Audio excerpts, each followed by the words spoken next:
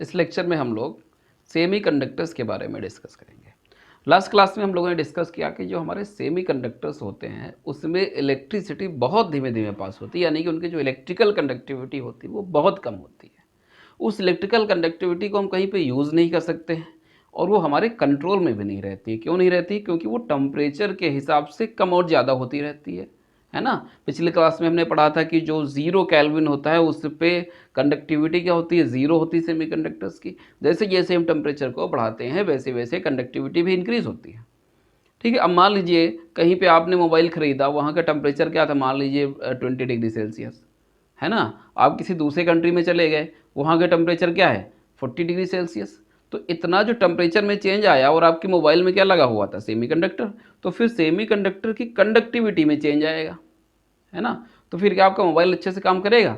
बिल्कुल नहीं करेगा। पहली बात तो पॉसिबल ही नहीं है कि जो है इस तरीके से बिना कुछ मिक्स किए किसी सेमीकंडक्टर को मोबाइल में फिट किया जा सके, ऐसा पॉसिबल भी नहीं है। ठीक है, तो सेमीकंडक्टर फिर जो है कुछ ट्रीटमेंट हमें करना पड़ता है कि हम उनकी कंडक्टिविटी को अपने हिसाब से कंट्रोल कर सकें और उसको इंक्रीज़ भी कर सकें।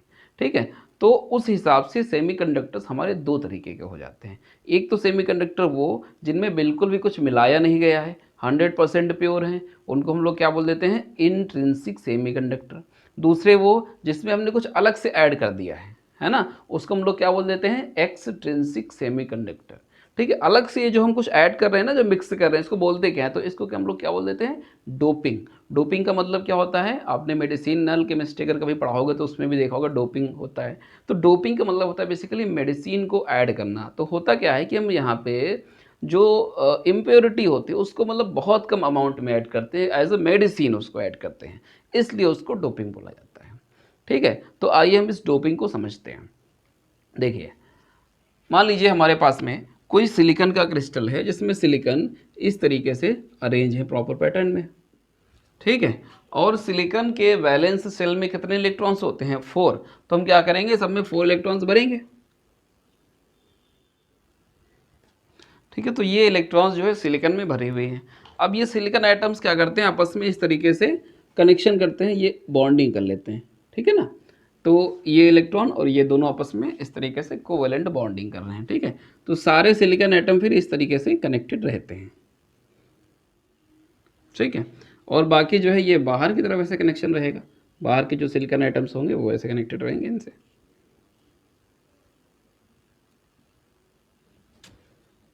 ठीक है, अब देखिए इसको भी मैं कनेक्ट कर देता हूँ, एक रह गया।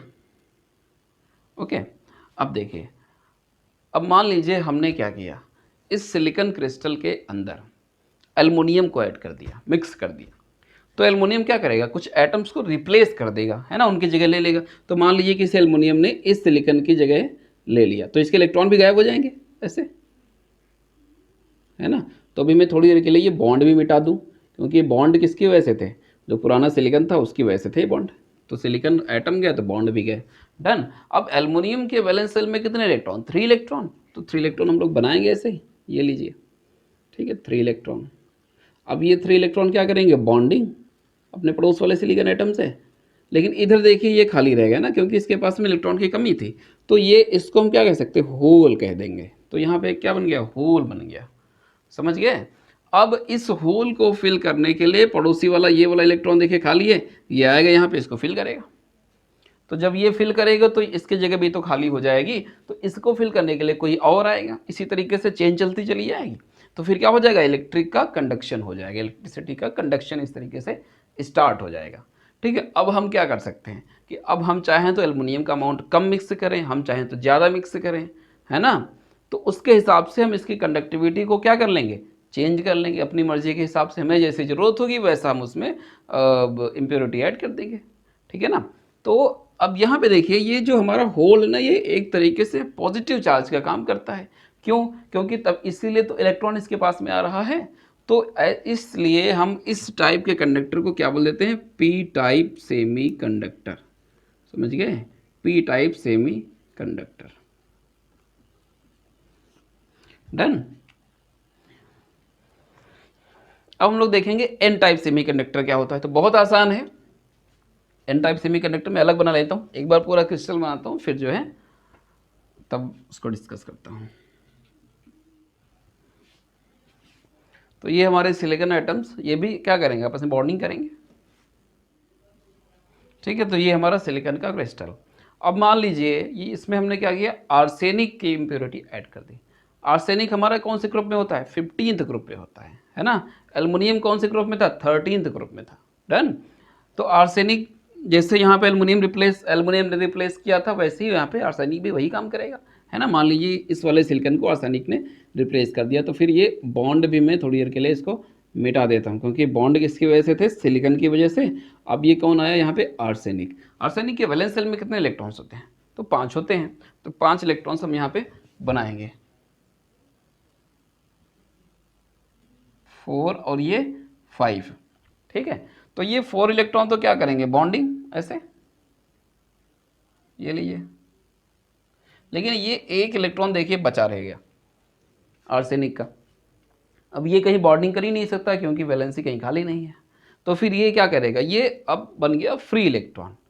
तो फ्री इलेक्ट्रॉन है, तो फिर आपको पता ही कि जहाँ फ्री इलेक्ट्रॉन होता है वहाँ क्या होता है, इलेक्ट्रिसिटी कंडक्ट होना स्टार्ट हो जाती है ना। तो ये क्या करेगा, अपना मूवमेंट करने के लिए फ्री है, तो सिंपल सी बात है, ये अपना जो है इलेक्ट्रिसिटी कंडक्शन में हेल्प करेगा। तो हम जैसे जैसे आर्सेनिक की इम्प्योरिटी उसमें जितना अमाउंट में ऐड करेंगे, उसी के हिसाब से हमारी जो इलेक्ट्रिक कंडक्टिविटी है वो चेंज होती जाएगी, है ना। हमारी मर्जी है, हमको कंडक्टिविटी बहुत ज़्यादा नहीं चाहिए तो हम थोड़ा अमाउंट ऐड करेंगे, बहुत ज़्यादा चाहिए तो हम ज़्यादा अमाउंट ऐड कर देंगे। तो इस तरीके से हमारा काम चलता रहेगा। तो यहाँ पे भाई ये इलेक्ट्रॉन है, तो इलेक्ट्रॉन तो नेगेटिव होता है, तो इसका मतलब हम इसको फिर क्या लिखेंगे, एन मतलब नेगेटिव। तो ये हो जाएगा हमारा एन टाइप सेमी कंडक्टर, ठीक है। तो ये हमारा पी टाइप सेमीकंडक्टर, हमारा एन टाइप सेमीकंडक्टर, ठीक है। तो अगर हम किसी सिलिकॉन के क्रिस्टल में, या फिर कोई भी 14th ग्रुप का हो, है ना, और भी एग्जांपल्स हैं, खाली यही नहीं। तो अगर हम किसी सिलिकॉन के क्रिस्टल में 13th ग्रुप का एलिमेंट ऐड करते हैं, तो हमें पी टाइप सेमीकंडक्टर मिलता है। और अगर हम इसी सिलिकॉन में 15th ग्रुप का एलिमेंट ऐड करते हैं, तो हमें क्या मिल जाता है, एन टाइप सेमीकंडक्टर मिल जाता है। तो फिर डोपिंग हमारी उस तरीके से 2 तरीके की हो जाती है ना, N type doping and P type doping, या फिर एन टाइप सेमीकंडक्टर और पी टाइप सेमीकंडक्टर, ठीक है ना। तो खाली इतने ही एग्जाम्पल नहीं होते, और बहुत सारे एग्जाम्पल होते हैं। जैसे कि मान लीजिए हमने इंडियम के साथ में एंटीमनी ऐड कर दिया, एल्युमिनियम को फास्फोरस के साथ में ऐड कर दिया, गैलियम के साथ में आर्सेनिक ऐड कर दिया, ठीक है। इसी तरीके से 12th और 16th ग्रुप को भी ऐड किया जाता है। जैसे कि कैडमियम के साथ में सल्फर ऐड कर दिया, ठीक है। कैडमियम कौन से ग्रुप का है, 12th ग्रुप का, सल्फर 16th ग्रुप का है। इसी तरीके से जो है कैडमियम के साथ में सेलेनियम ऐड किया जाता है, मरकरी के साथ में टेल्यूरियम ऐड किया जाता है, ठीक है ना। तो ये हमारे जो है इस तरीके से पी टाइप सेमीकंडक्टर और एन टाइप सेमीकंडक्टर बनते हैं। अभी हम लोग देखेंगे कि पीएन जंक्शन और एनपी जंक्शन क्या होता है। तो देखें पीएन जंक्शन क्या होता है।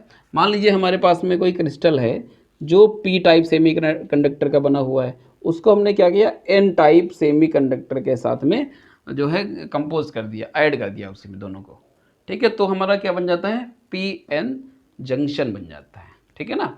इसी तरीके से फिर हमारे क्या होते हैं, ट्रांजिस्टर्स होते हैं, P N P transistors, P N P transistors, ठीक है। और एन पी एन ट्रांजिस्टर्स भी होते हैं, एन पी एन ट्रांजिस्टर्स भी होते हैं, ठीक है। तो इसमें भी ऐसा ही किया जाता है, जैसे पी एन पी ट्रांजिस्टर हमको बनाना है, तो हम क्या करेंगे, ये पी टाइप सेमीकंडक्टर, और बीच में हमने क्या किया, लेकिन बस इसमें ये है ना कि इसको बहुत थोड़ा अमाउंट में, ये जो बीच में ऐड करेंगे इसको बहुत थोड़ा अमाउंट में ऐड करते हैं। तो पी एन और ये इधर पी, फिर से तो P type semiconductor, N type semiconductor, और फिर से पी टाइप सेमीकंडक्टर।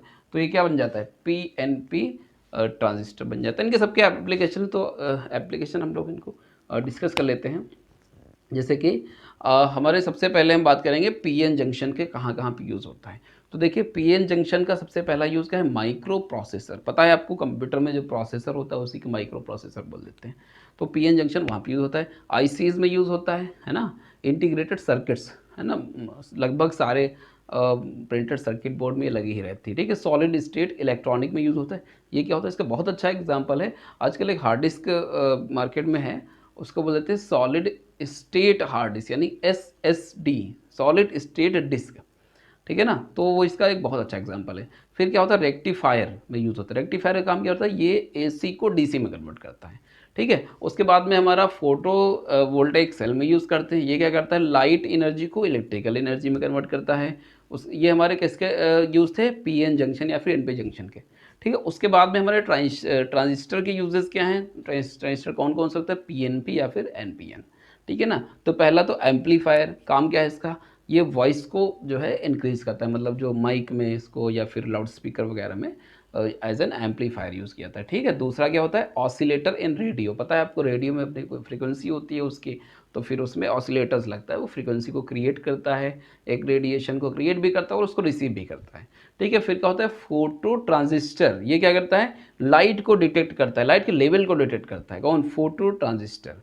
ठीक है। फिर क्या होता है, टनल डायोड, ये बेसिकली नेगेटिव कंडक्टेंस में काम करता है। उसके बाद में हमारा सोलर सेल, पता है आपको सोलर सेल का यूज़ कहाँ पे होता है, सोलर पैनल में यूज़ होता है ना। तो इसके एप्लीकेशन से बहुत ज़्यादा इंपॉर्टेंट है, क्योंकि बोर्ड में कई बार 1 मार्क्स में ये एप्लीकेशन भी पूछ लिए जाते हैं।